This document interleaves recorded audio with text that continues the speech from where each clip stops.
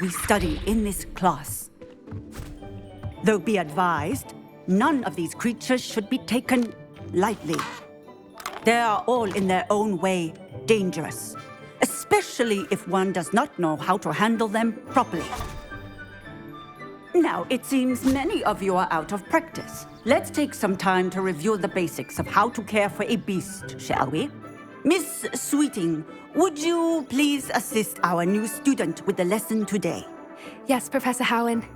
Hello, I'm Poppy Sweeting. Don't worry about Professor Howen's speech. She over-exaggerates sometimes. All the beasts in class are perfectly safe. Oh! Miss Sweeting, pay attention, please. The tongue of a puffskein can be a slippery devil. Yes, Professor. Here, you can practice on Gerald. Just keep an eye out for his tongue. You can use my brush. Just be gentle. Oh, and think pleasant thoughts.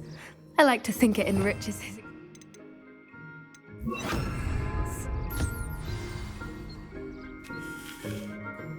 That's lovely. I'm sure he feels much better. I think he might be hungry. Would you mind giving him some beast feed?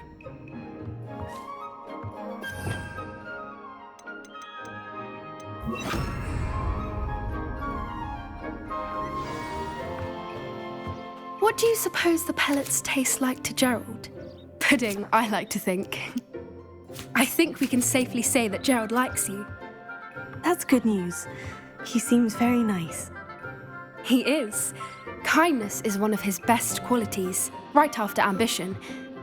And cleanliness. Good work, everyone.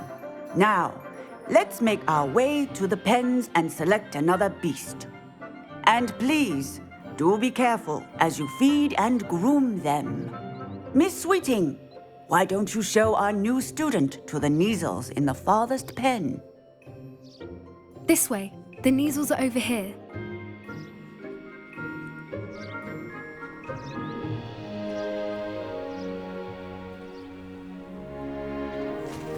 Oh, couple of Neasel whiskers ought to get me a few canuts at least.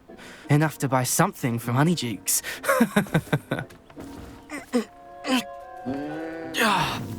Stupid thing.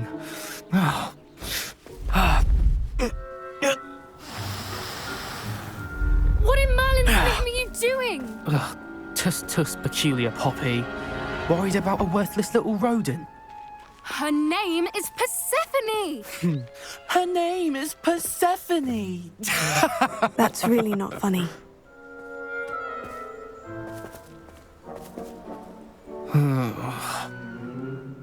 Let's go.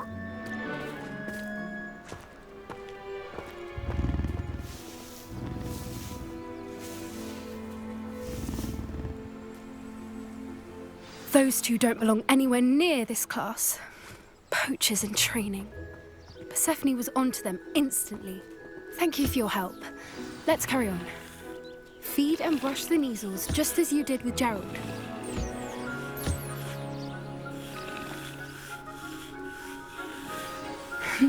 The Neasels really took to you. They know a good egg when they see one. As do I. It appears our time has come to an end.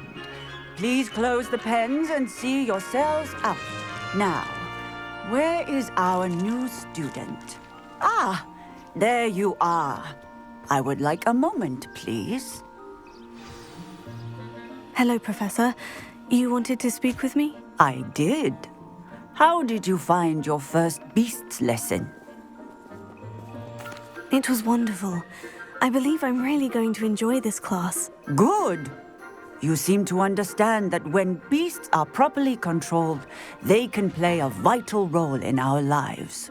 Some provide us with magically imbued materials, if cared for correctly, which does not include torturing them for whiskers.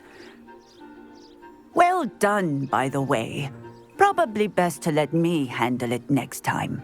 Yes, Professor. They're nearly as bad as the Savagers in Rookwood's poacher pack. Sadly, we're the ones who suffer, stumbling over dead beasts. terrible waste of resources. Surely the poachers can be brought to justice by someone. The ministry, perhaps. An optimistic idea.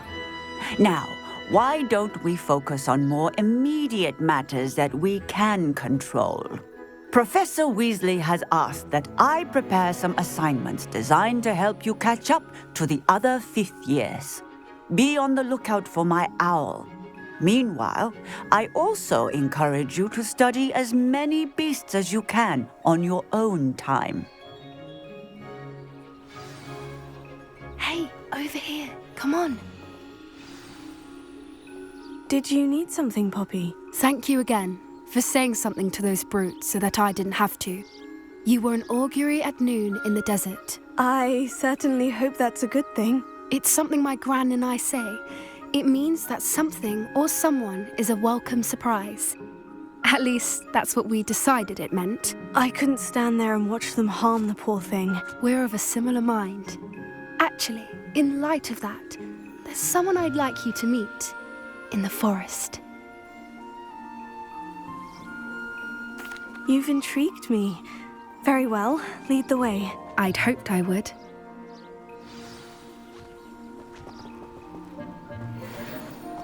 I wouldn't take just anyone there. In fact, you're the first. Really? Well, thank you, I think. As I said, we think alike. Pleasant surprise. Quite the weather we're having, don't you think? Poppy, where are you taking me? It really is much better if I just show you.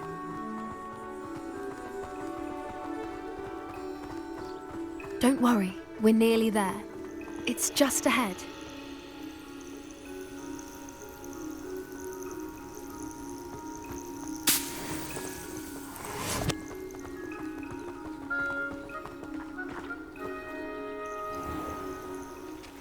Stand back.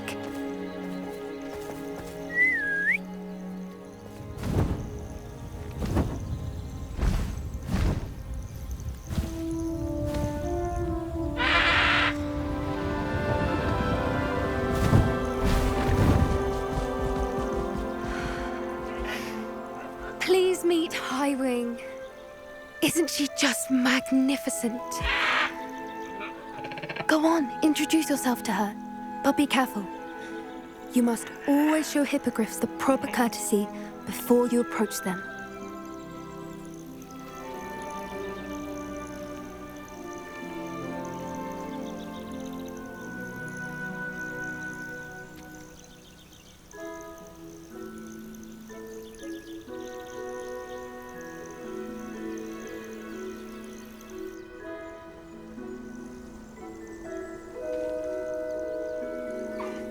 I knew it!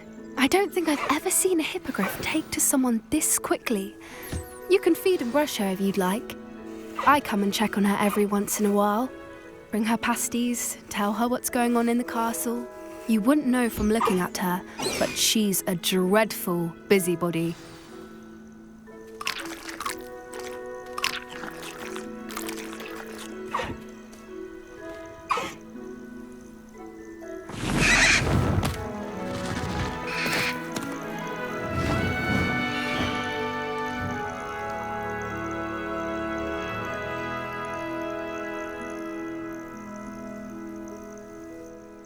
So, what did you think of Highwing?